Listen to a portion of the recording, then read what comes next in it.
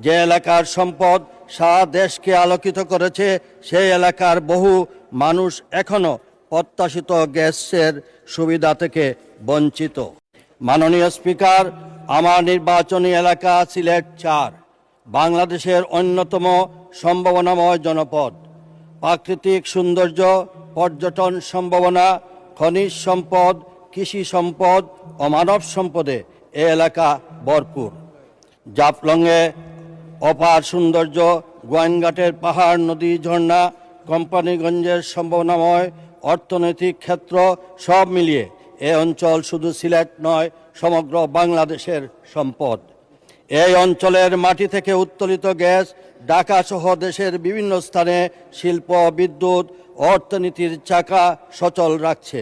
কিন্তু অত্যন্ত পরিতাপের বিষয় যে এলাকার সম্পদ সারা দেশকে আলোকিত করেছে, সেই এলাকার বহু মানুষ এখনো প্রত্যাশিত গ্যাসের সুবিধা থেকে বঞ্চিত। আমার দাবি, জাতীয় স্বার্থ অক্ষুণ্ণ রেখে এই এলাকার প্রাকৃতিক সম্পদ থেকে অর্জিত মুনাফার ন্যায্য অংশ রয়্যালিটি স্থানীয় জনগণের জীবন মান উন্নয়নে ব্যয় করতে হবে। এতে অবকাঠামো উন্নয়ন, শিক্ষা, স্বাস্থ্য, যোগাযোগ, কর্মসংস্থান ও পর্যটন খাতে এক নতুন সম্ভাবনার দ্বার উন্মোচিত হবে। ঢাকার উন্নয়ন যেমন জরুরি, তেমনি সীমান্ত, পাহাড়ি ও প্রত্যন্ত অঞ্চলের উন্নয়নও সমানভাবে জরুরি।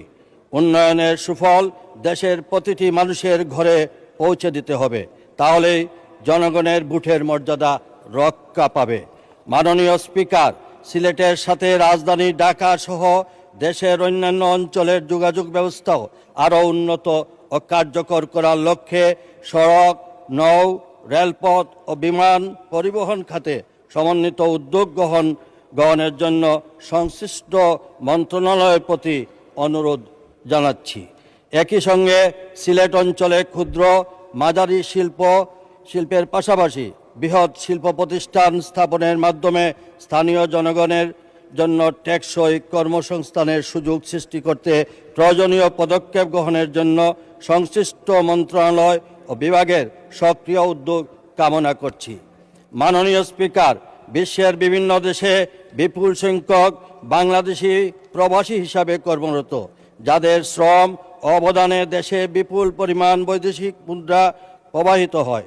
তাদের কল্যাণ নিশ্চিত করা এবং প্রবাসী জীবনের নানাবিধ কষ্ট ও দুর্ভোগ কমাতে বর্তমান সরকার অঙ্গীকারবদ্ধ। ভবিষ্যতেও প্রবাসী বাংলাদেশি ও দেশে অবস্থানরত তাদের পরিবারের উন্নয়ন সুরক্ষায় আমাদের প্রচেষ্টা অব্যাহত থাকবে। মাননীয় স্পিকার, আমি আবারও আমার নির্বাচনী এলাকার জনগণকে ধন্যবাদ জানাই। আমাকে যে দায়িত্ব দেওয়া হয়েছে তা আমি সততা ও নিষ্ঠার সাথে পালন করতে চাই।